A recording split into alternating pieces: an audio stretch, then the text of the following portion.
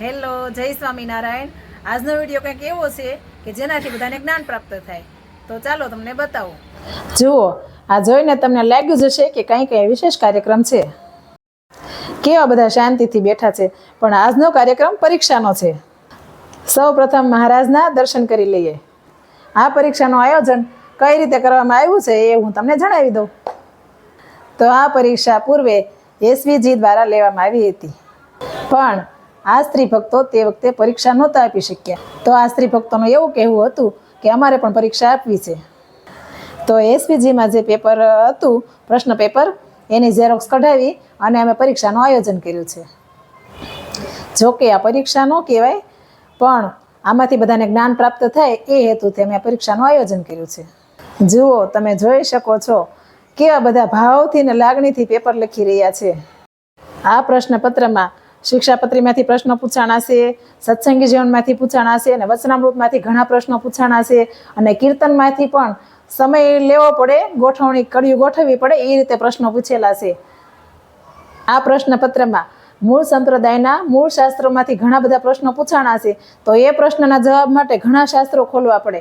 તો એ શાસ્ત્રો ખોલીને આ બધા શ્રી ભક્તોએ એમાંથી જવાબો ગોત્યા છે અને આજે પરીક્ષા દેવા માટે એકત્રિત થયા છે। આવી રીતે પરીક્ષાઓનું આયોજન થાય તો બધા ભક્તો ખુદ શાસ્ત્રો ખોલે અને શાસ્ત્રોમાં શું કહેવા માંગે છે એ ખુદ જાણી શકે અને અધર્મથી બચી શકે। તો મને તો આ કાર્ય બહુ જ ગમ્યું, પણ જો તમને આ વિડીયો ગમ્યો હોય તો લાઈક કરજો। નીતાબેન, જય સ્વામિનારાયણ। એસવીજી તરફથી પેપર નીકળેલા છે અને લક્ષ્મીનારાયણ દેવ મહિલા મંડળ સંસ્થા તરફથી બહેનો પરીક્ષા દેવા માટે બેઠા છે। એસવીજી એટલે સ્વામિનારાયણ વડતાલ બેન। આ જોડકા જોડી એમાં લીટા કરવાના છે કે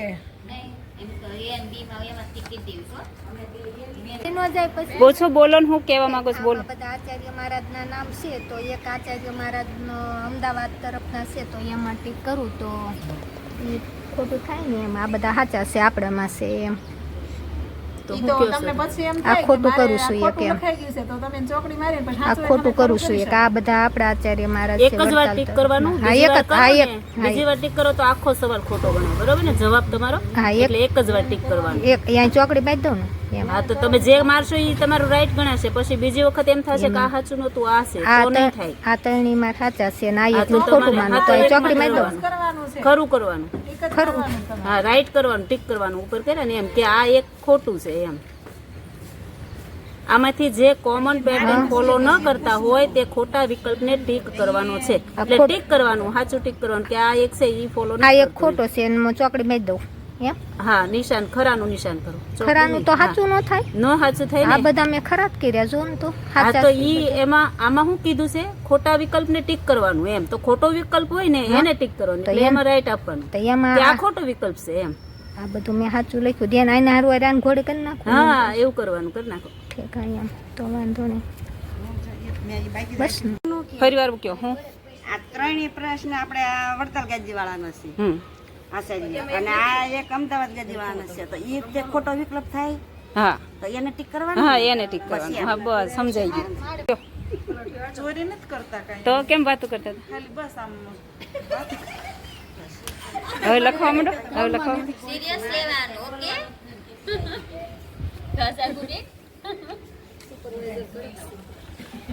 ગીતાબેન તો મુંડા છે હું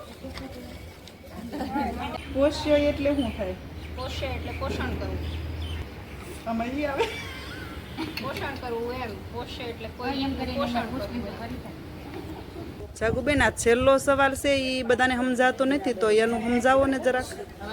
આપણો બધાને છેલ્લો સવાલ નથી સમજાતો ને, જો હું તમને સમજાવું કે આ પેપરના માધ્યમથી તમને સમજાવું કે કઈ રીતે એનો જવાબ આવે છે। જો આ છેલ્લો સવાલ, બરાબર, એમાં બંને ગાદીના આચાર્યની પરંપરા બતાવેલી છે। એમાં અમદાવાદ દેશ અને વડતાલ દેશ બેયના આચાર્યની પરંપરા બતાવેલી છે। એમાંથી વડતાલ દેશના જે પહેલા આચાર્ય થયા એ આચાર્યની સામે અમદાવાદ દેશમાં કયા પહેલા આચાર્ય હતા એને જોડવાના છે, બરાબર છે? વડતાલ દેશમાં વિહારીલાલજી મહારાજ છે, સામે અમદાવાદના પુરુષોત્તમ પ્રસાદજી મહારાજ આવશે। હા, તો 7 તો જોડણી 7 જોડણી આ રીતે જોડી। હવે એનો જવાબ નીચે 4 A B C અને D આપેલા છે, એમાં જે જોડણી જોડાણી એ જવાબ આપેલો છે, તો જે જોડણી સાચી હોય એમાં ખરું કરવાનું, બરાબર છે?